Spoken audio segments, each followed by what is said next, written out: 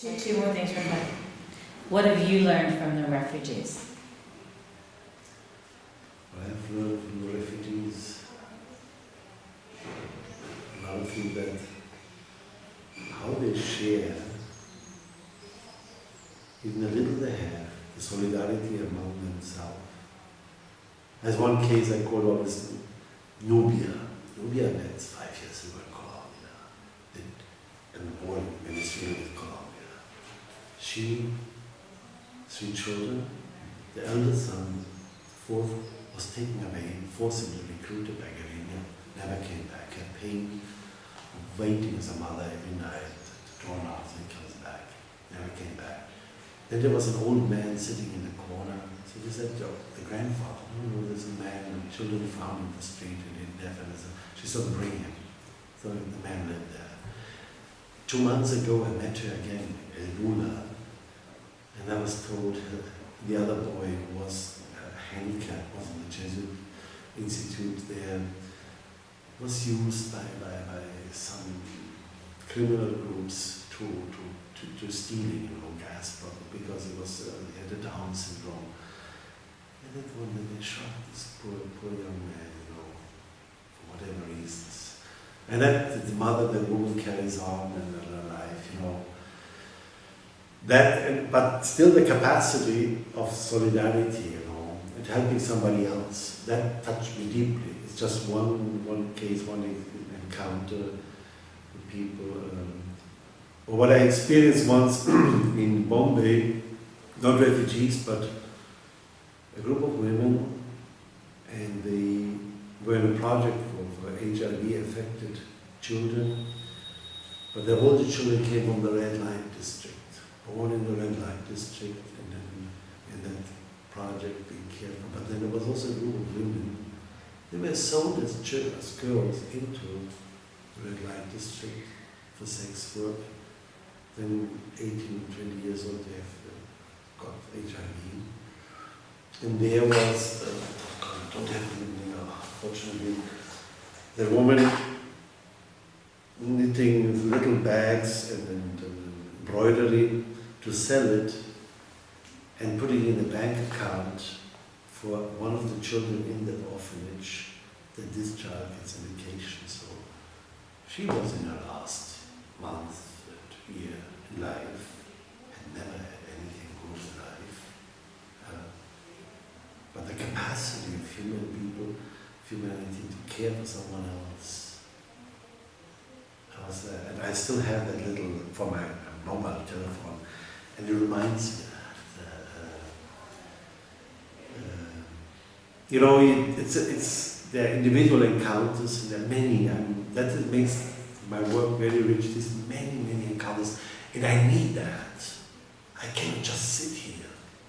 Some people think I'm crazy, I'm traveling so much, but I need it. When I come back and they say, are you tired now, exhausted from the journey? I come back with energy. I come out of the plane and work here. Don't take 1 or 2 days off, because it is that energy, that encounter with the people, being touched, being motivated, and by these individual people who teach us, who teach me life. That's great. That is great, thanks. That was, The other night when we left, we can stop it now, but when we left the pizza place, and we had that brief exchange about... When I was in bed, about margins. About the margins, but what that did for me when we were in Geneva was, as people have been saying, well, that the margins means marginalized or something else, like, Peter, your comment, what it helped me realize is I'm never going to apologize for that term again, because it is true, people are at the margins. In some ways we all are, in different ways, but the people that we get this privilege to provide education, they are at the margins, and we need to be uncomfortable about it. It's okay. Because it's our discomfort. That's right. I don't think Michael meant it that way. I think what Michael meant was that it was from associated with us from America. Exactly, that's why I said it's your problem or it's our problem. Yeah.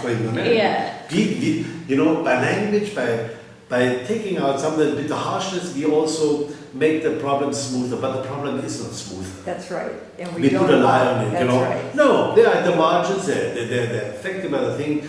And we have the same thing. Sometimes people say the refugees don't want to be called refugees. It can happen. But reality is that is the definition. I rather call them refugees and beneficiaries and clients and blah, blah, blah. That's right, let it be your take. And really, it wasn't, Cindy, I'm not referring so much to Michael's statement, but this has come up before, and it's like, I know. my approach had been trying to more intellectually grapple with, well, is it the margins? And then when Peter looked at me and said, but Mary, it is the margins, it's like, that's right, we need to be uncomfortable about it. It's a good thing to And not this to be okay maintain your with it. project, to keep focused, because the temptation to, you know, Make it smooth, make it. yeah, to make it fast. wider and take others in and so on. Even the music project. There's some kids now, they're middle class, they're great kids, but let's not lose the children from Kalimpong who came all with their fathers are coolies, the parents have nothing. They're very, very poor. The two Indians and a couple of others, you know. And I said also to Christina, maintain that, you know, don't lose that, because as I said, we are there for that keeps it focused. It gives place also to others, but bring others in to be with them, but never lose this group. It's about them, you know, and their talents and to promote them and so on. That was I find that also for the university thing, we have to fight for that, because others will come down, let's call it an online university. Tomorrow they charge the same fees and then it's just an online university. Nothing different. That others can also do. I think the idea, though, is if you had an online university, for the idea would be that you want others to come Yeah. because you want them with the Yeah. poor. But you want them? You Yeah. want them Yeah. because they will pay for Yeah. what we Sure, can sure. serve. Sure. So you want Sure. them to come. You Sure. want to give preference to the poor, Sure. but we want more Exactly, but they than we need want. also to- They need to be in company.